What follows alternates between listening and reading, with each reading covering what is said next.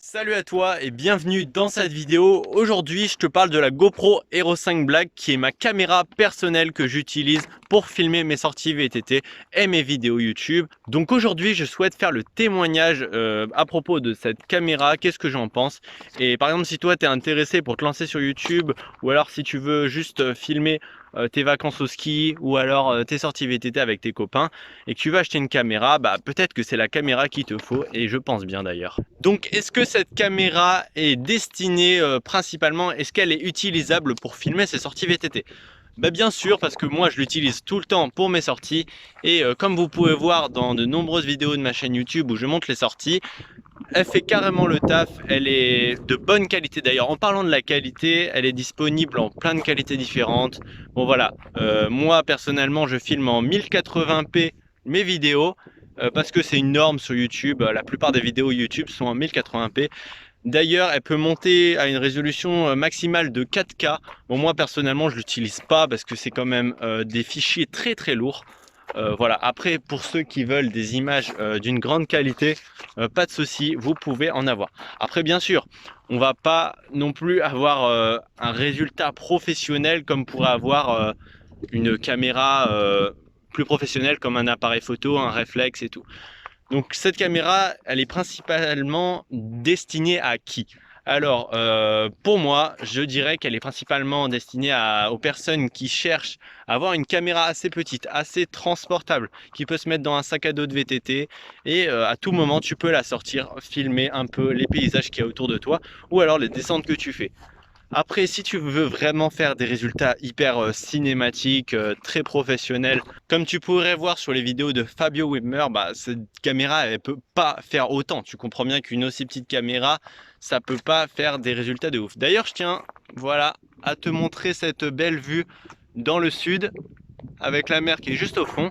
Faut que je parle d'un autre point à propos de cette caméra, c'est que, pardon si je tousse, elle est étanche jusqu'à 10 mètres maximal. Donc, si toi, tu roules par exemple dans le nord de la France, j'ai rien vraiment contre le nord de la France, mais on va pas se mentir, il n'y a pas autant de soleil qu'ici, comme tu peux voir.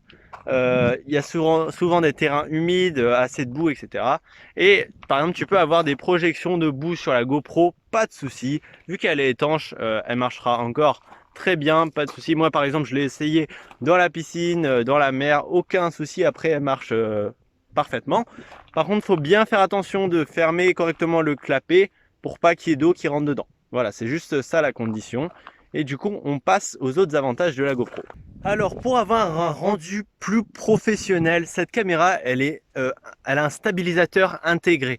Donc, par exemple, tu vois, dans les descentes rocailleuses, souvent, ce qui se passe avec des vieilles GoPro d'ancienne génération, c'est que il y a beaucoup de tremblements, il y a des petits bruits, et c'est vraiment très désagréable à regarder. Donc, cette caméra, elle a le stabilisateur intégré. Ça veut dire que elle va un peu effacer tous ces mouvements parasites qui sont contraignants et du coup ça va avoir un résultat plus fluide quoi, on va dire dans les descentes et ça sera plus agréable à regarder. Alors concernant les fixations de la GoPro, c'est une question je me suis longtemps posée, ou alors où est-ce qu'il faut la fixer? Donc il y avait deux solutions. Et il y en a toujours deux solutions. C'est si vous avez un casque avec une visière hop juste ici, vous pouvez le placer en dessous de la visière. Et comme ça, vous aurez une vue très immersive. Et comme ça, les gens qui regarderont la vidéo, ils auront vraiment l'impression d'être à votre place sur le vélo.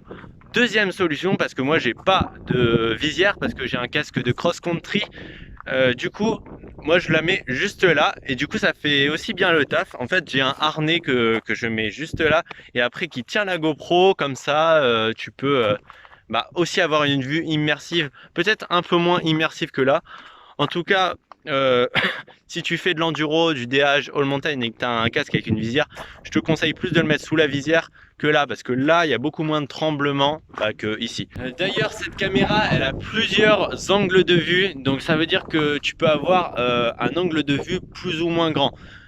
Par exemple, le mode immersif, un peu, quand tu mets là ou là, c'est le mode Super View, c'est le mode le plus large qui va te permettre du coup de voir un champ très large.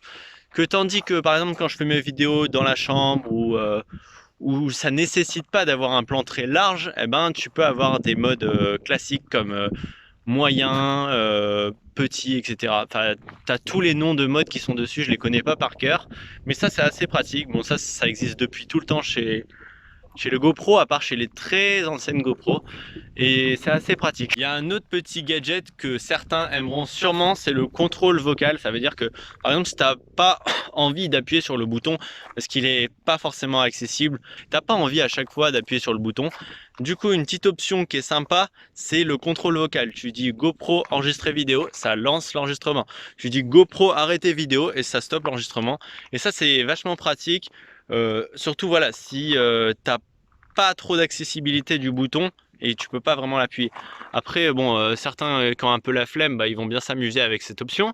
Moi personnellement je l'utilise pas vraiment parce qu'à chaque fois je préfère appuyer pour être sûr que l'enregistrement est bien lancé et réappuyer pour l'arrêter parce qu'au moins je suis sûr. Alors un problème récurrent qu'il y avait avec les GoPro depuis un moment, c'était les bruits de vent. Quand tu commençais à prendre de la vitesse, voilà, en vélo par exemple, tu pouvais avoir des bruits de vent qui étaient assez gênants à entendre sur les vidéos. Donc ce problème, il a été en partie résolu sur la GoPro Hero 5 Black que je possède, parce qu'il y a une option diminution des bruits de vent. Donc tu mets cette option sur la GoPro et comme ça diminue un peu les bruits de vent. Sincèrement, est-ce que ça marche? Oui, en partie, parce que quand tu mets pas l'option anti-vent, ça fait quand même des sacrés bruits désagréables. Quand tu la mets, ça fait quelques petits bruits. Du coup, d'ailleurs, attends, justement, vu que ça faisait encore un peu de bruit quand je prenais trop de vitesse à 30-40 km/h, des fois en descente, eh ben, j'ai opté pour une autre solution. Alors, je t'amène voir ma petite solution. Attends, je cours. Voilà, voilà. Donc là, tu vois, on est avec mon petit vélo. Donc, ce que j'ai acheté sur Amazon, c'est... Attends, je me mets comme ça. Non. Voilà, là, il y a du soleil. Donc, c'est une petite mousse anti-vent, comme ça, qui permet de réduire les bruits de vent. Et ça marche extrêmement bien. Tout à l'heure, je te parlais du harnais, tu sais, qu'on mettait là. Et ben voilà, c'est juste celui-là. Voilà, voilà. Donc, très pratique. Tu l'installes. Ça tient bien en plus. Voilà. Maintenant, parlons de la batterie, qui est un point assez important sur une GoPro.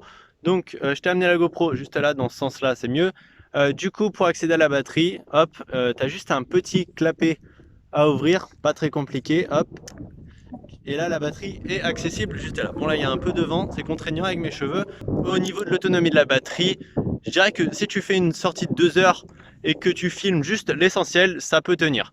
Par contre, si tu fais une sortie de 2 heures, 3 heures et que tu veux vraiment tout filmer, la batterie, elle tiendra jamais. Donc, je te conseille, si c'est ton cas, d'acheter une seconde batterie de rechange pour que tu sois tranquille. Une fois que celle-là, elle est vide, eh ben, tu changes et tu remets l'autre et c'est bon, c'est reparti. Maintenant, on passe à l'écran. Donc l'écran, tu le vois, il est juste là. C'est un écran tactile. Au niveau de la réactivité, elle est pas superbe, mais en même temps, c'est normal parce que bah, elle est étanche à l'eau, donc il faut forcément qu'elle résiste à la pression, la GoPro.